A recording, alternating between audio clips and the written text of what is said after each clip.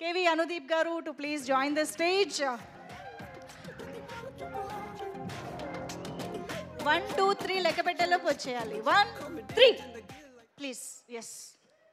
So Anudeep గారు మీ మాటలు వినే ముందు ఒక్క నిమిషం ఇటు రండి.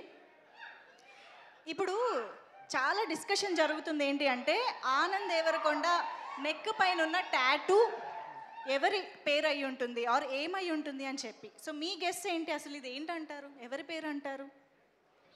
ప్రొడ్యూసర్ అనురాగ్ పేరు అయి ఉంటుంది. అనురాగ్ గారి పేరా? ఆయన ఇచ్చే డేట్లు కూడా అక్కడ గుర్తుగా రాసుకుంటున్నారా ఏంటి? ఓ వావ్, ఫైనల్లీ మనకి వాళ్ళ కొంచెం ఒక క్లారిటీ రాబోతోంది. అది అనుదీప్ గారి ఎడ్యుకేషనల్ క్వాలిఫికేషన్ అంట ఆ టాటూ. అదేదో మాకు అర్థమయ్యే భాషలో రాయొచ్చు కదండి.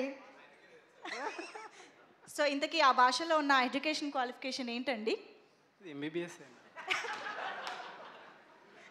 ఈ రోజుకి ఎంబీబీఎస్ అని ఫిక్స్ అవుదామా? ఓకే అండి. సో ఇందాక నేను అడిగినట్టుగా వినాయక చవితి మెమరీ, ఎస్పెషల్లీ చిన్నపిల్లలుగా ఉన్నప్పుడు మనం ఇంకా బాగా సెలబ్రేట్ చేస్తాం కాబట్టి ఏదైనా చైల్డ్హుడ్ మెమరీ ఆఫ్ గణేష. దీర్ఘంగా ఆలోచిస్తున్నారు, రింగ్ రింగ్ అని చైల్డ్హుడ్లోకి వెళ్తున్నారు, అంతేనా? చాలా ఉన్నాయండి. టైం పడుతుందా రీకలెక్ట్ అవ్వడానికి?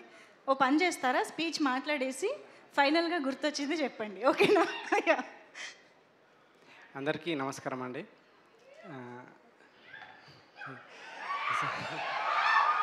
సో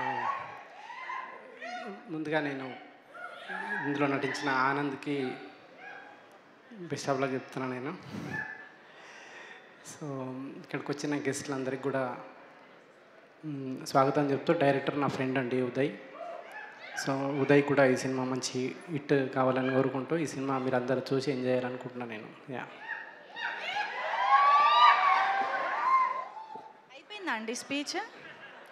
గుర్తొచ్చిందా మెమరీ? అంటే చిన్నప్పుడు గణేష్ పూజ చేసినప్పుడు కథ చదువుతుంటే పడుకోవడమో, నిమజ్జనానికి వెళ్ళి తప్పిపోవడమో, ఇట్లాంటివి ఉంటాయి కదా ఏదో ఒకటి. ఇప్పుడు బలవంతంగా నేను ఏదో స్క్రిప్ట్ రాయించి చెప్పించేలాగా ఉన్నాను. నో